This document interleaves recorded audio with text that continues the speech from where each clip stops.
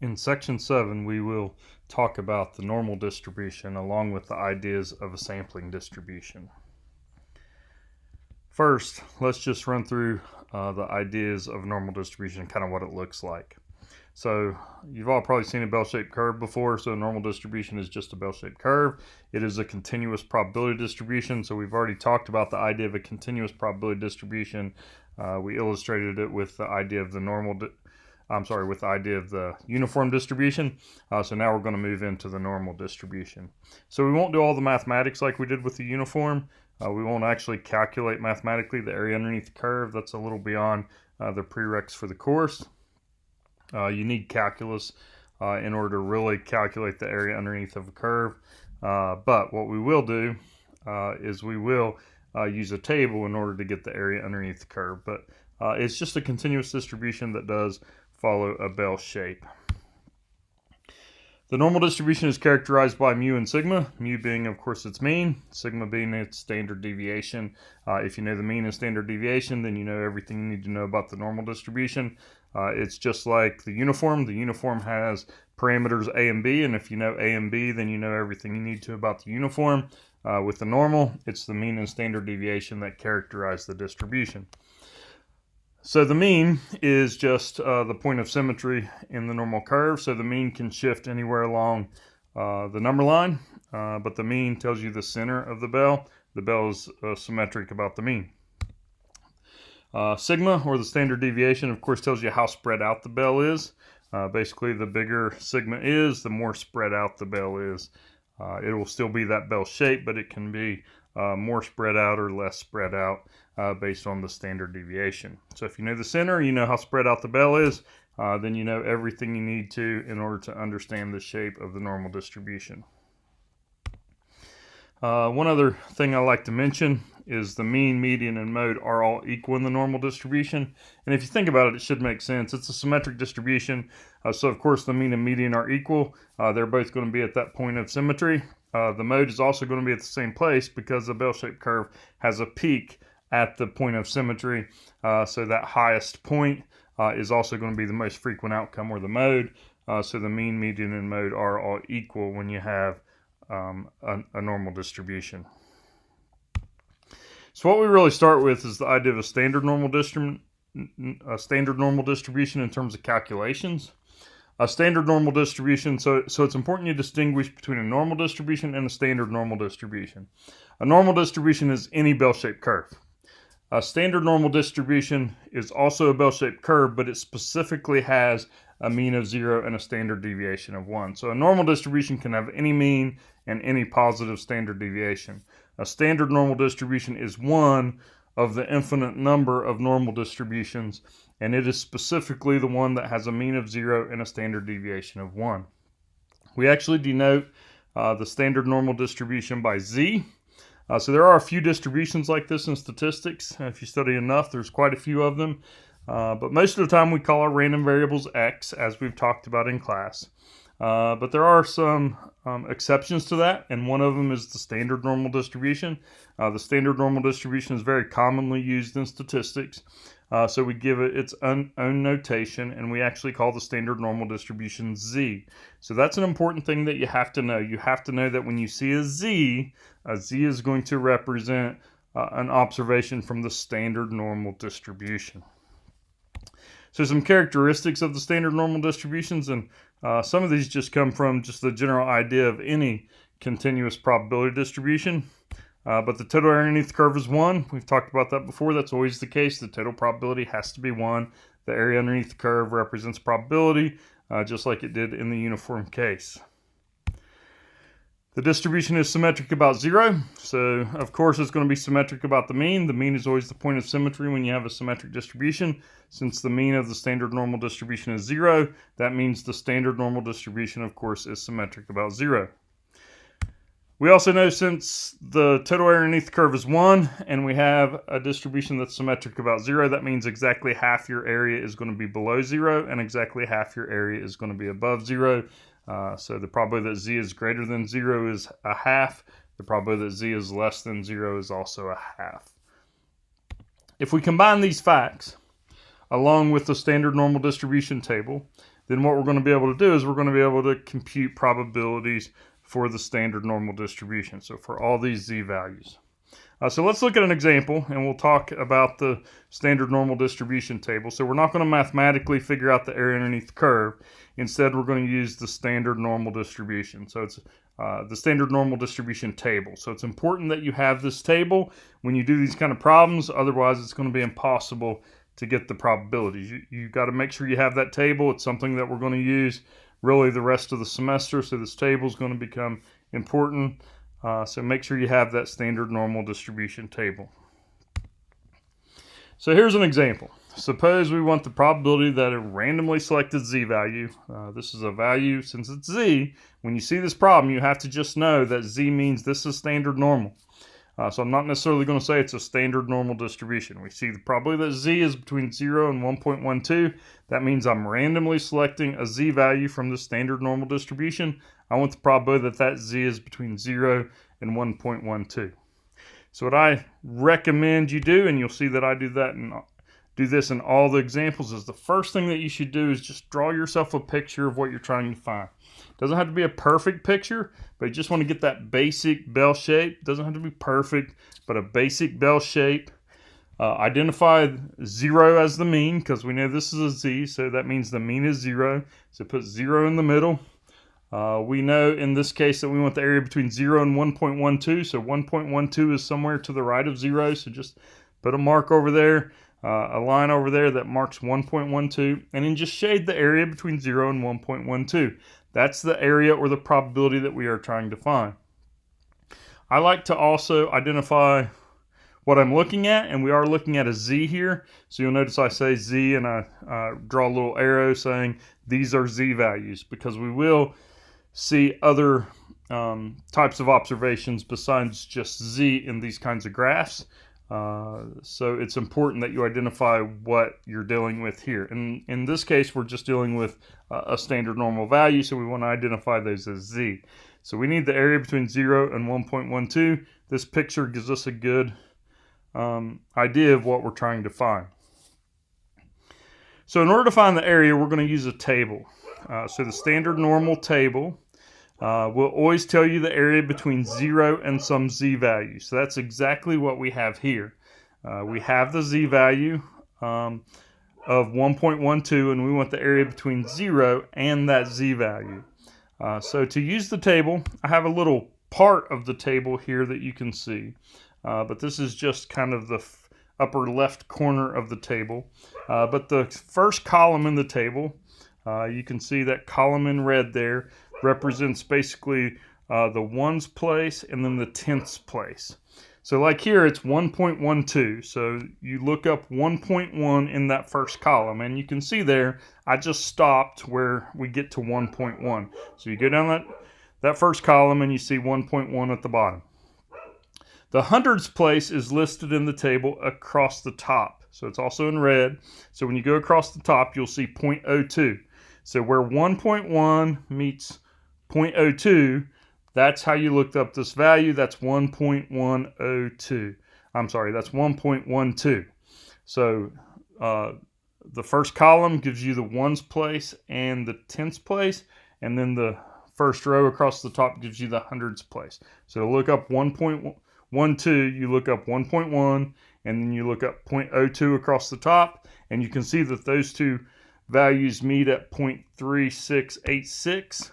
So that is the probability or the area that we're interested in this case. That's the area between 0 and 1.12, and that's how you use the table. So you use the table just like that. I'm not going to show you the table on every one of these problems because the table is pretty straightforward, but to use the table, that's how you do it. You just look up the z value, and it's going to tell you what the area between 0 and that z value is. So it's really important that you keep in mind that when you use the table always tells you the area between 0 and the z value. If you combine that information with the other facts that we've talked about, then you'll be able to find any probability that you want here.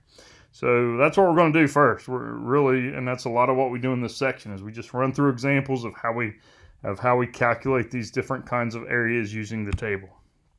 So here's another example. Suppose we want the probability that z, a randomly selected value, is less than or equal to 2.16. So of course the first thing we should do is we should draw our picture here. So again, draw the bell-shaped curve, put 0 in the middle. You can see I put 2.16 out there to the right, and we want less than or equal to that, so we want all the area to the left. And of course I marked this as z.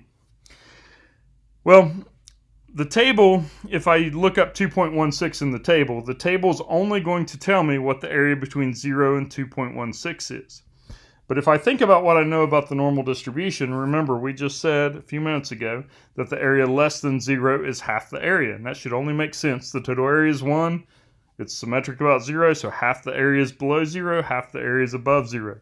So if we take that 0.5, or the area below 0, and we add to that the area between 0 and 2.16, then we will get the area that we want. So you can see what I did here. I took 0.5, which is the area below 0. If you look up 2.16 in the table, you will see that that's 0.4846. That's the area between 0 and 2.16. If we add those together, that will give us the area that we want, or the probability that we want, which in this case is 0.9846. So that's how these are going to work. You're going to have to use what you know about the normal distribution along with the table in order to figure out these probabilities. So here's another one. Probability that z is greater than 1.35. So our picture looks like this. 1.35 is to the right of 0. We want the area to the right because we want greater than. So this one works a little bit different because now we want the area kind of in the tail.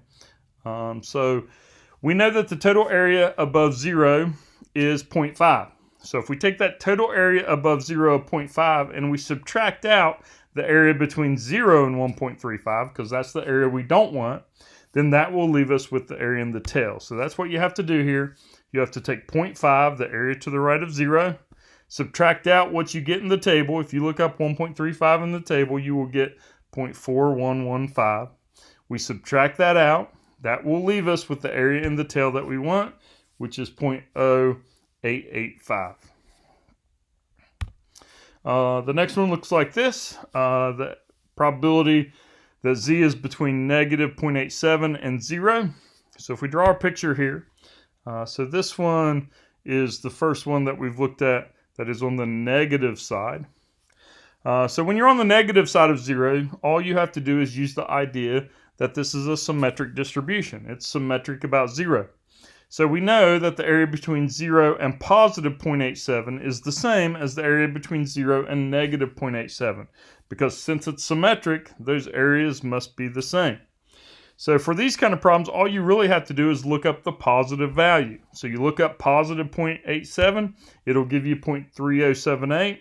When you look up positive 0.87, it's telling you the area between 0 and positive 0.87 is 0.3078. But by symmetry, we know that is the same as the area between 0 and negative 0.87.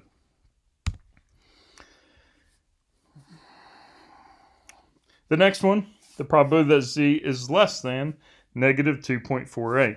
So again, let's draw our picture. So we have this negative 2.48 down here to the left, and here we want the area less than, so we want the area in the tail. So we're kind of combining a couple of the things that we've done before. So we know the total area below 0 is 0.5, right? So since that area is 0.5, we can subtract out the area between 0 and negative 2.48, and that will leave us with the area in the tail, the area we want. So in order to find the area between 0 and negative 2.48, you just look up the positive value. Because of symmetry, that'll give us the same thing. So we take 0.5, which is the total area below 0. We subtract out, you look up 2.48 in the table, it'll give you 0.4934. That's the area between 0 and negative 2.48. Subtract that out. That will leave us with the area in the tail. So in this case, that is 0.0066. So that's how these problems work. You really have to think about what the table is going to give you when you look up these z values, along with the facts that you know about the normal distribution. And the big facts is it's symmetric about 0. The area to the left of 0 is 0.5. The area to the right of 0 is 0.5. Those are the big things that you use in calculating these probabilities. Here's another one. Here we want the probability that z is between negative 1.5 and positive 1.5. So when we draw our picture, it's going to look like this. So in this case, we know if we look up 1.5, it's going to give us the area between 0 and 1.5. But we also know by symmetry that that's going to be the same as the area between 0 and negative 1.5. So all you really have to do is look up 1.5 in the table and double it. So when we do this, we're going to take 2 times the area between 0 and 1.5. If you look up 1.5, you'll get 0.4332. So when we double that, we will get the area that we want, which is 0.8664. The next one, the probability that negative 2.67 is less than z, less than negative 1.46. So here, notice we have 2 negative values. So when we draw our picture, it's going to look like this. Both these values are on the left side. So we really have to think about this one. Think about what we're going to get whenever we look these up. So if we look up negative 2.7, it's going to give us that total area between 0 and negative 2.7. And we'll have to look up the positive to get that area. If we look up 1.46, it's actually going to give us the area between 0 and negative 1.46. So it's going to give us that area we don't want. So since these are both on the same side of 0, we're actually going to look both of them up and subtract. So when you look up 2.67 or negative 2.67 to get that area, you're going to find the area between 0 and negative 2.67 is 0.4962. But we really don't want the area between 0 and negative 1.46, so we also have to look that up to find that area and subtract it out. So when you look up to find the area between 0 and negative 1.46, you're going to find that to be 0.4279. So when you subtract that out, that'll give you the area between the two, and that area is going to be that 0.0683. Last one of these. It's important you know how to do these kinds of questions. Notice this is the probability that z is greater than or equal to 4.98. So this is a really high z value. So pretty much, well, 99.7% of z values are between negative 3 and 3. So it's very rare that you get z values beyond 3. And the table doesn't even go clear out to 4.98. So the table does have a limit in terms of where it stops. And the reason is because there's hardly no area out there. So you do have to understand what to do when you get values that are beyond what is given on the table.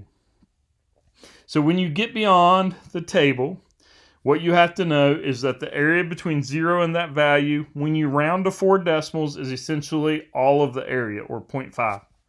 Meaning that there is essentially no area in the tail once you get beyond the table. So you always have to know that. You have to know what to do with these values that are beyond the table. This is something that actually commonly happens when you do statistical tests, is you get z values that are not very typical. And when you get these z values that are not very typical or not on the table, then you have to know what to do with those in terms of probability. So since this one is so far out there, it's 4.98, it's beyond the table, the area in the tail here is essentially, and I put approximately 0. Do keep in mind that if you kept enough decimal places, eventually you would get a significant digit. So it's not really 0, but when you round to 4 decimals, it rounds to 0. And of course, that's what we're going to do for our purposes. So these are some of the different things that you might have to think about whenever you're going through this idea of using the table to find probability underneath the curve. You have to use the idea of symmetry. You have to use the idea of half the areas above 0, half the areas below 0. Those are the big things that you use. And you also have to know what to do with values that are off the table. So it's important you're able to calculate these probabilities given the table and given the facts that you know about this distribution. Okay, so now let's talk about what happens when we don't have a standard normal distribution. Suppose we have a normal distribution that is just x. So when we have a normal distribution, we call it x. When we have a standard normal distribution, we call it z. So a normal distribution, we don't distinguish in any special way from any other variable. We always call our random variables x. The first exception you see to that, of course, is this idea of the standard normal distribution being called z.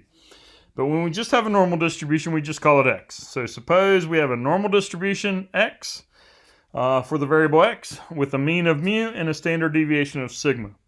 Well, what you can actually do is you can actually transform that normal distribution into a standard normal distribution by using this formula you see here. This z equals x minus mu over sigma. That will be standard normal. So the idea is this. All normal distributions have the same shape. So we're not going to change the shape whenever we do this transformation. All we're essentially doing here is changing the scale of the x-axis into a z-axis. That's essentially what we are doing. So we are rescaling the x values into z values. We're not changing the shape of the distribution. We still have the same bell-shaped curve, only we are going to rescale it.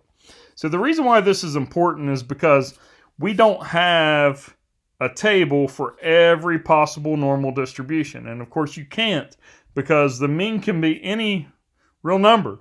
So there would be an infinite number of possible normal distributions. So you can't have an infinite number of tables to deal with every normal distribution. So instead what we do is when we have a normal distribution, we transform the scale into a standard normal scale. And then we just use the standard normal table because we know all normal distributions are the same shape, and that standard normal table will allow us to find probability for any normal distribution. So let me give you an example so you can kind of see how this transformation works. The example we're going to use is this. The life of a certain type of motor is normally distributed. It has a mean of 10 years and a standard deviation of 2 years. So first, I'm just going to show you a picture of this distribution kind of drawn out. What I did here was you can see the mean is in the center. The mean is 10 here.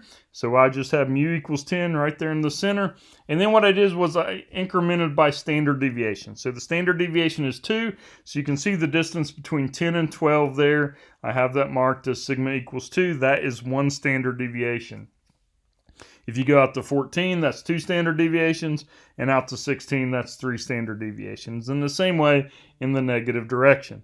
So this is our normal distribution. Those are marked as x values. You can see that marked across that x scale there. You can see that the mean or the center is 10. The standard deviation is 2, and I increment by standard deviation.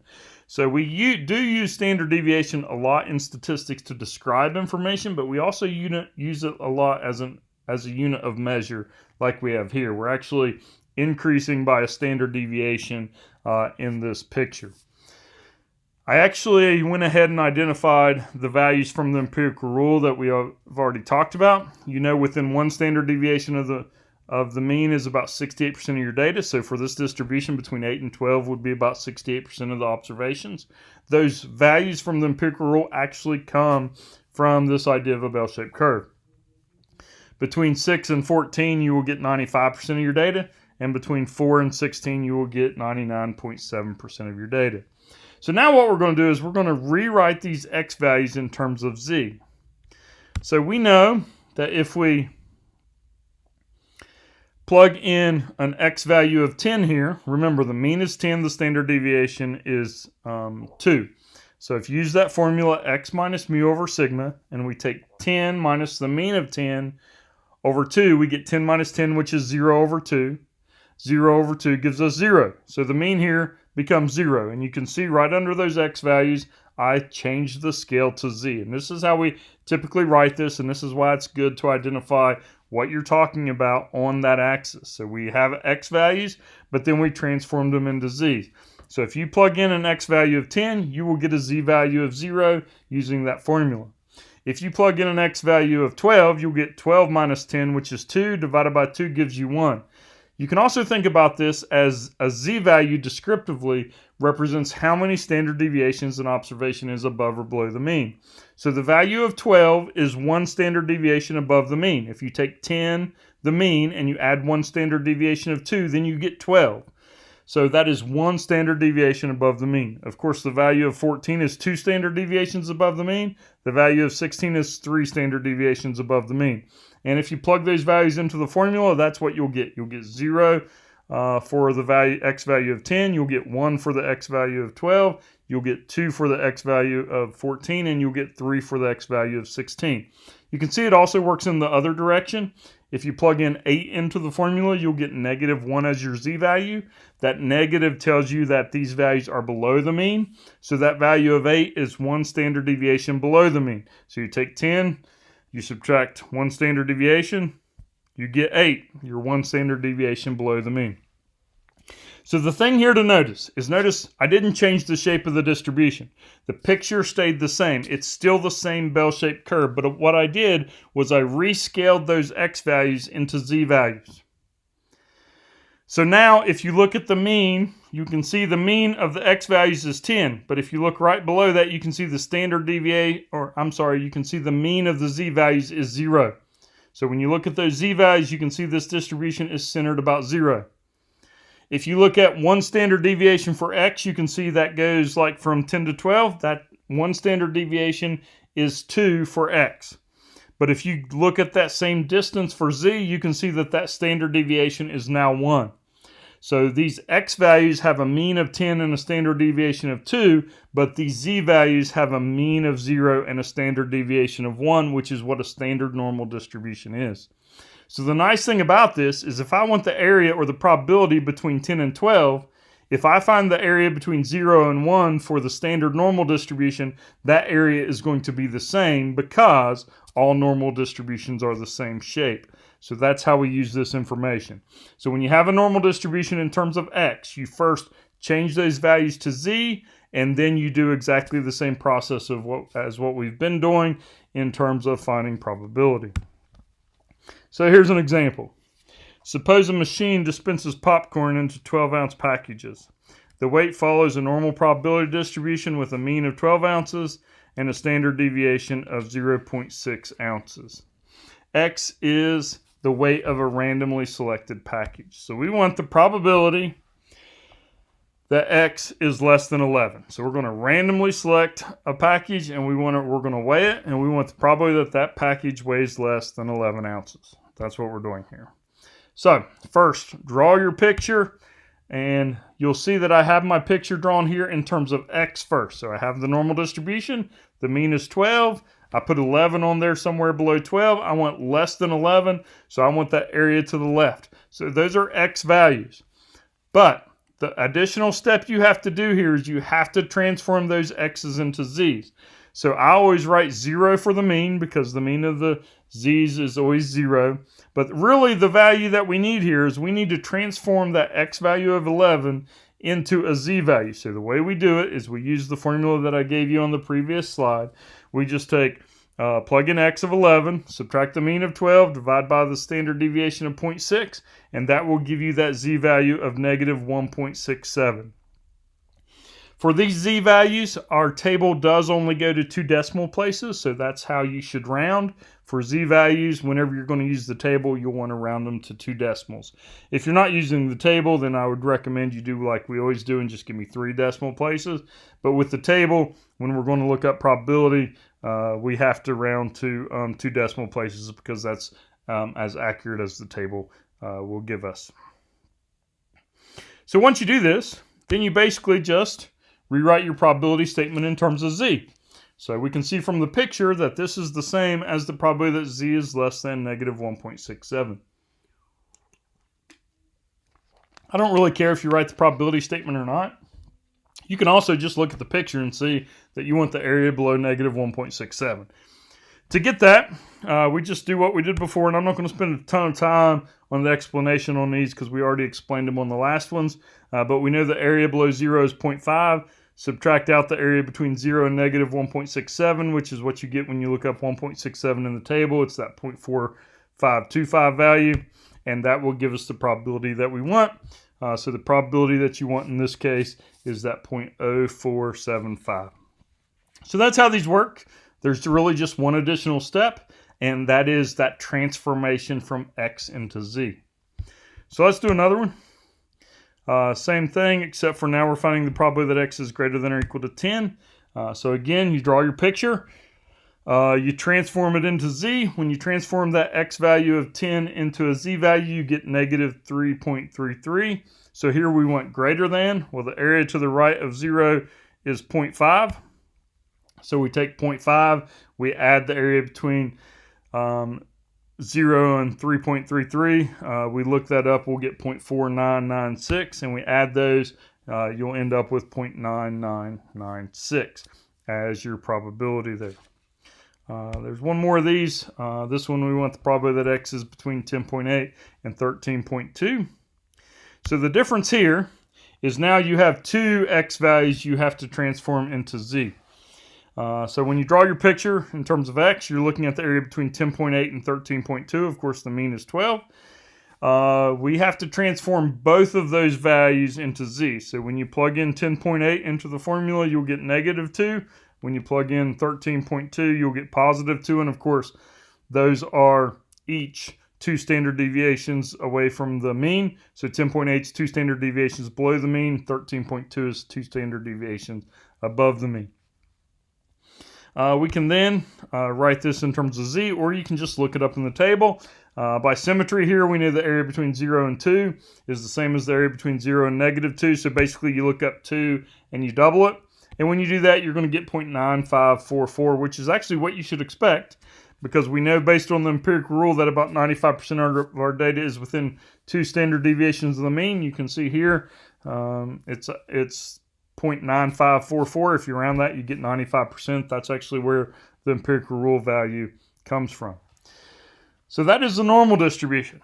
So with the normal distribution, you first transform those x values into z, or standard normal values, and then you just do exactly what we did before with the table in order to find the probability. The other type of distribution, or types of distributions that we will calculate probability for, is what's called a sampling distribution. So a sampling distribution is just like any other kind of probability distribution, except it's the probability distribution for a statistic. So that's the big difference. This is the idea of you take a random sample and you calculate a statistic like the sample mean, x bar. And you calculate that sample mean of x bar, but you got to keep in mind that when you take a random sample, you're just getting one value of x bar. There's lots of other possible values of x bar out there. You take a different sample, you get a different value of x bar. So this is why random sampling is so important, because when you take a random sample, you're randomly getting a value for your statistic, which makes your statistic a random variable. When that statistic is a random variable, it has a probability distribution. We call that probability distribution a sampling distribution. So it has all the same characteristics as a probability distribution, the only difference is it comes from the sampling process, because we're taking our sample randomly, calculating a statistic, so that statistic becomes a random variable. And everything we do in inferential statistics is based on this idea that we use probability, which makes our statistic a random variable, which means we can calculate probability. So when you do this and you look at the sampling distribution, this is a common thing that I will ask is, what do you want your sampling distribution to look like? Well, there's 2 characteristics you want in terms of your sampling distribution. You want your sampling distribution to be centered over the parameter. That should make sense because the parameter is what you're estimating. So you want your sampling distribution to be close to that parameter. If it's not centered, then that actually means it's biased. So that's where that idea of an unbiased estimator comes from. A statistic is an unbiased estimator if it's centered over the parameter.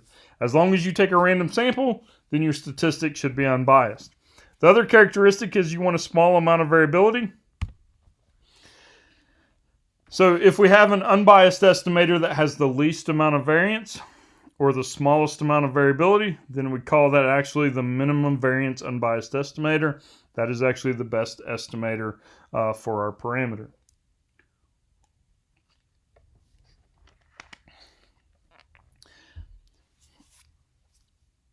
So when you look at a sampling distribution, what you want to look for is you want to make sure it's centered over the parameter, and you also want to make sure that it has a small amount of variability. So the way I like to think about this is through a picture. So let me just give you a picture. This is a common picture that you'll see in this class, and it's important that if you see a picture like this and you're asked which statistic would typically give you the best estimate that you know. So we have a parameter marked on there, and I just call it theta. It doesn't really matter what we call it. But suppose we have this statistic that this parameter that we're estimating. In this case, we call it theta. So we have three different statistics here. I have them identified as 1, 2, and 3 that we could use in order to estimate this parameter. So which one is best? Well, you can see statistic 1 is not centered over the parameter. It's way out there to the right. That's not what you want, because whenever you take a sample using statistic 1, you're going to get values that are out here to the right or above the parameter you're trying to estimate. So statistic 1 is biased, it's not centered. Statistic 2 is actually also biased because it's not centered either, but it is over top of the parameter, but you can see it's shifted to the right some. In addition to that, statistic 2 has a bunch of variability. That's not what you want either, because that means you have lots of values that are spread far away from what you're trying to estimate. You want a small amount of variability, because a small amount of variability means less error in your estimate. So centered means it's unbiased. A small amount of variability means a small amount of error in your estimate. So number 3 is best here. Number 3 is centered over the parameter, and it also has a small amount of variability, which means this statistic is going to be unbiased. It's also going to give us a small amount of error when we go to estimate.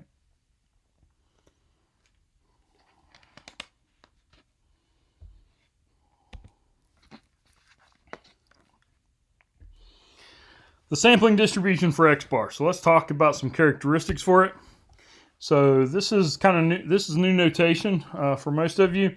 So whenever we are taking the mean of something besides just X, we will subscript by whatever we're taking the mean of. So you can see that mu subscripted by X bar. That means the mean of the X bar values.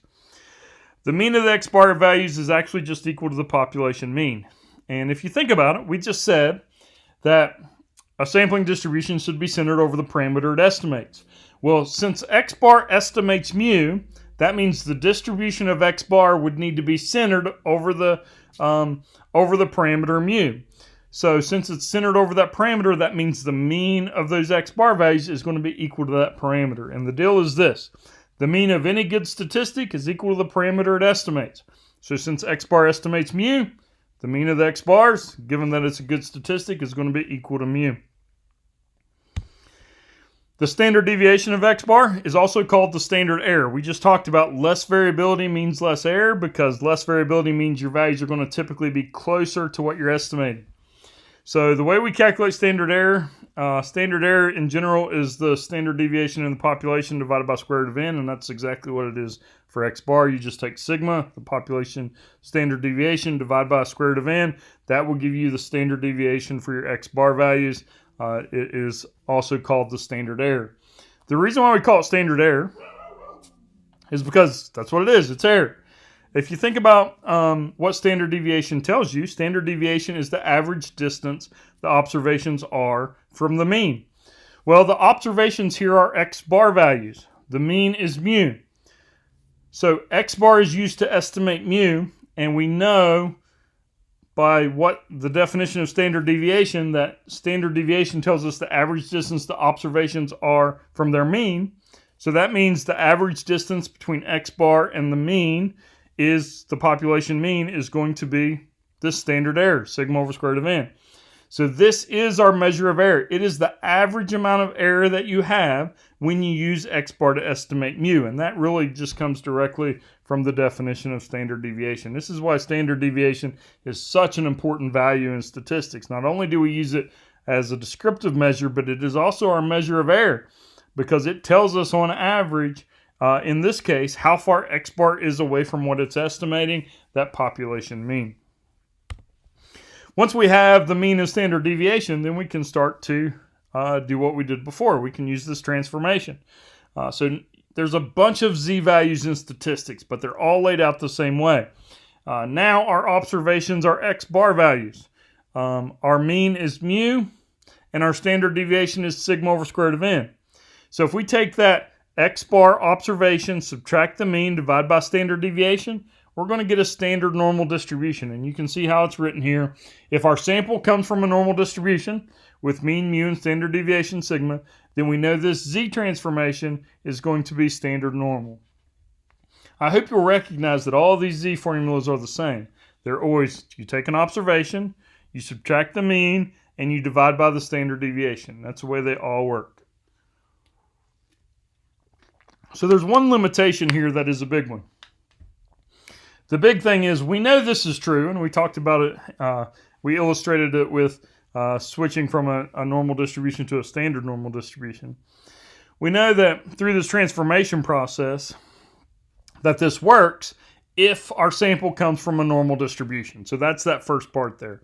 But the problem is when you really go to take a sample, how often do you truly have a normal distribution? And the answer to that is most of the times you don't have a normal distribution. It's actually rare that you would be sampling from a population with a normal distribution. So what happens when our population is not normal? So this is one of the most important theorems in statistics, if not the most important. It is called the central limit theorem.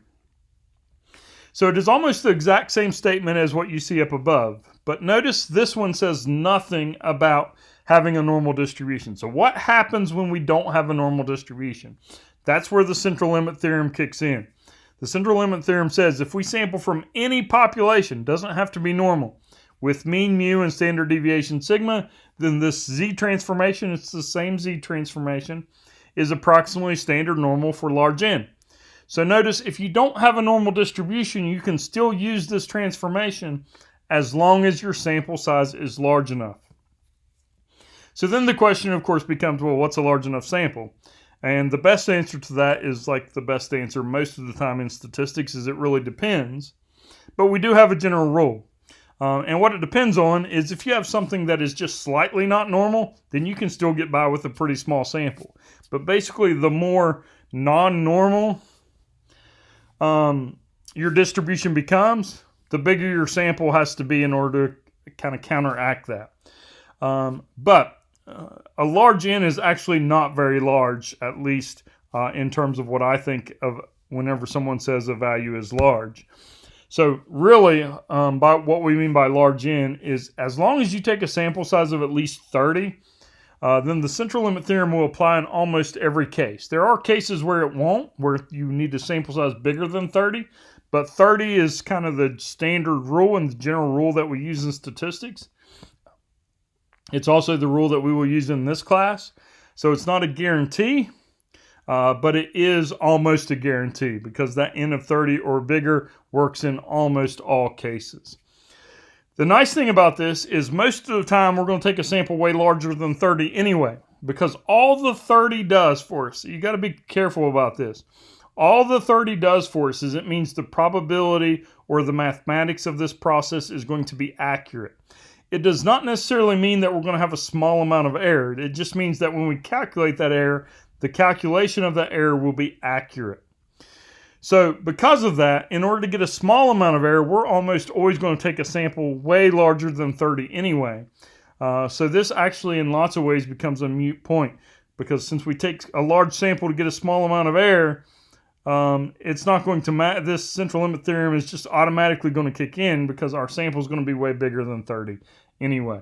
But it is important to note that the 30 value only guarantees that the calculation of your error is accurate, not that you have a small amount of error. To get a small amount of error, we pretty much always take a sample larger than 30. Okay, so let's use this information in an example. Suppose we have a population of light bulbs, and these light bulbs have a mean life of 950 hours and a standard deviation of 100 hours. We are going to take a sample of 250 light bulbs from this population.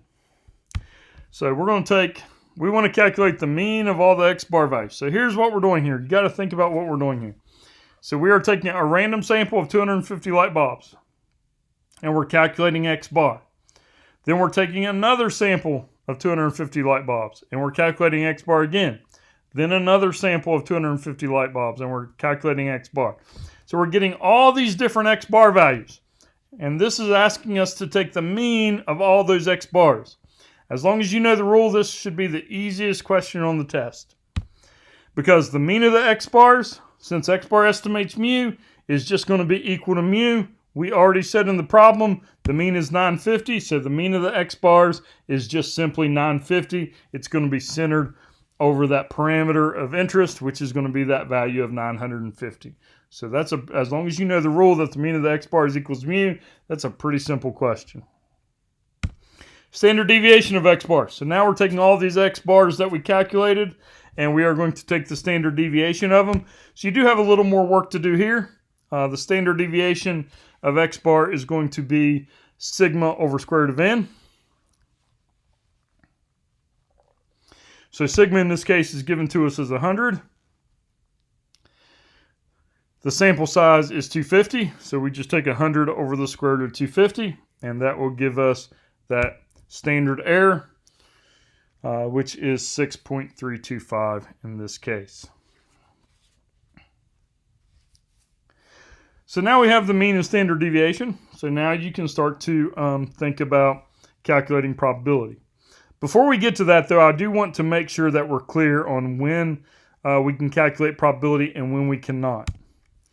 So, notice in this question, it does not tell us we have a normal distribution. All it says is a population of light bulbs have a mean of 950 hours and a standard deviation of 100 hours. It does not tell us that this is a normal distribution. So we do not know the distribution of x. So therefore, we cannot find a probability like this. So notice this probability statement. This says, what's the probability that we take a single light bulb x? What's the probability that that value is between 945 and 965? And the answer to that, we don't know, because we do not know what the distribution of x is. Now, if this said this was a normal distribution, then we could do what we did before, and we could transform it into a z, and we could calculate the probability. But it's really important in these kinds of questions that you pay attention to whether or not you have a normal distribution. Because if you have a normal distribution here, then you can calculate this probability for a single x. But you cannot calculate it unless you know it's a normal distribution. So here's where the sampling distribution is different. So notice all I did in this probability statement was I just changed that x to an x bar. So now, instead of taking a single x, I'm taking a sample of size 250. I'm calculating the x bar value, and I want to know the probability that that x bar value is between 945 and 965. So this is something we can calculate, and we can calculate this because of the central limit theorem. The central limit theorem says as long as I have a sample size of at least 30, then my sampling distribution will be approximately normal. So even though we cannot calculate this for a single x, because a single x would just be a sample size of like 1, the central limit theorem would not apply. We can still calculate the probability here because we took a large enough sample. So here we have a sample of size 250, so that's definitely bigger than 30, and we can calculate the probability. So it's very important you understand when you can calculate the probability and when you cannot. So you have to have one of two things to calculate the probability. You either have to know the distribution is normal, or you have to be dealing with a sampling distribution and make sure you take a sample size bigger than 30. You have to meet one of those conditions in order to be able to calculate probability. So the picture here works the same way as it has been.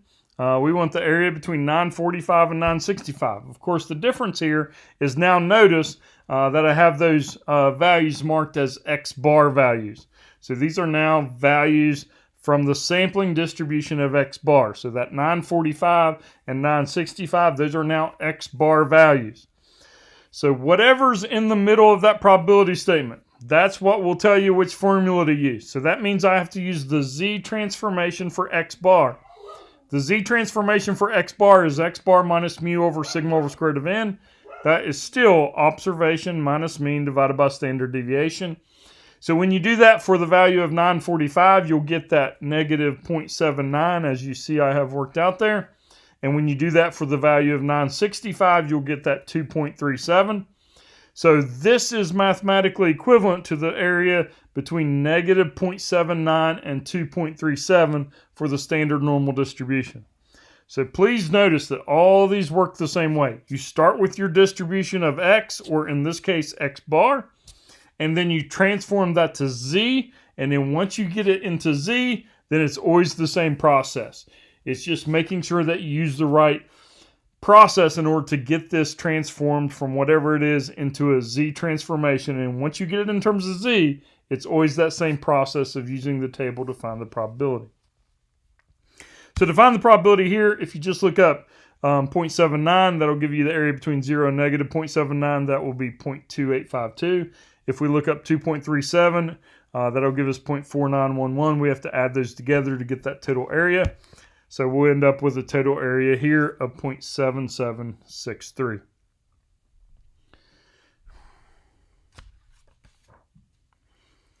So that's the way it works for a sampling distribution. We got one more of these to talk about. There's two types of parameters that we will estimate in here, so it's important we talk about both types of sampling distributions. We will estimate the population mean mu. The other thing that we will estimate is the population proportion, which is called p. So we will estimate the population proportion p with the p hat. It's p with kind of the caret on top. I'll just call that p hat. So p hat is our statistic, p is our parameter. So this works the same way as with the mean. With the mean, x bar is your statistic, your sample mean. Mu is your population mean, your parameter. Here, p hat is your statistic, your sample proportion. P is your population proportion, your parameter. So p hat is our point estimate for p. Okay, so the mean of the p hat values. Well, we already said the mean of any good statistic is equal to the parameter it estimates. So that tells us that the mean of the p hat values equals p, because p hat estimates p. The standard deviation looks a little messier here. It kind of is a little messier, but it's really the same formula. If you take the square root of p times q, that is the standard deviation for a proportion. So this is really just standard deviation divided by square root of n. But this is the way you calculate it. You take square root of p times q over n. Once we get that, then we can do our z transformation. We can take observation, which is now p hat, subtract the mean, which is now p, divide by the standard deviation, which is that square root of p times q over n. So you can see where that formula comes from. This will give us a distribution that's approximately normal. It gives us a z distribution, and we can do what we've been doing.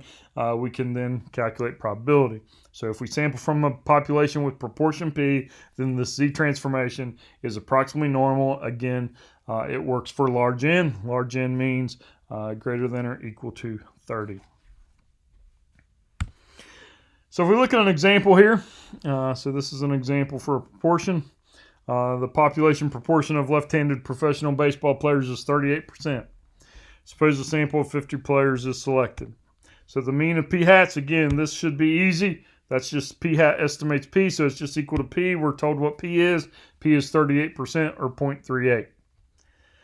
Standard deviation of p hat, again, you just use the formula.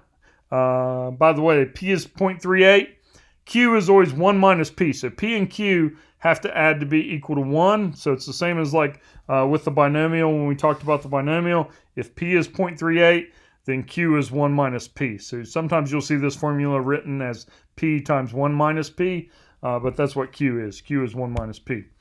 So we get 0.38 times 0.62 divided by 50. Take the square root of that, you'll get 0.069. So that is our standard error. So once you have this information, you now have your mean, your standard deviation. Then you can go and calculate a probability. So suppose we want to calculate the probability that a randomly selected sample of 50 players has a proportion of left-handed players greater than 35%. So first, draw your picture. We just said the mean is 0.38, so centered about 0.38. 0.35 is to the left of that. Shade the area to the right because we're interested in greater than or equal to 35%. Mark those as p hat values. Those are your p hat or your sample proportion values. We need to transform those to z. So you can see I just used that z formula for p hat there in order to transform 0.35 into a z value. When you go through that process, you will get a z value of negative 0.44. So that is the way this works. Write things in terms of p hat, then we transform it into z. Just like all the others, you always write things in terms of what you're interested in, and then you transform them into z. That's the way all these work. So there are 3 different z formulas. There's one for x, there's one for x bar, and there's one for p hat. So you got to make sure you use the right z formula when you're doing these problems. Other than that, these work in a very, very similar way. So it all kind of goes together and works in the same way. It's just a matter of making sure you use the right formula. So we rewrite this in terms of z. When we rewrite this in terms of z, this is equivalent to the probability that z is greater than or equal to negative 0.44. So if you look up 0.44 in the table, it'll give you the area between 0 and negative 0.44. Add 0.5 to that because that's the area to the right of 0. So we get 0.5 plus. When you look up 0.44, you'll get 0.1700 in the table, and that gives us a total area or probability of 0.6700. And that's what we cover in this section. So there's a good bit of material in this section.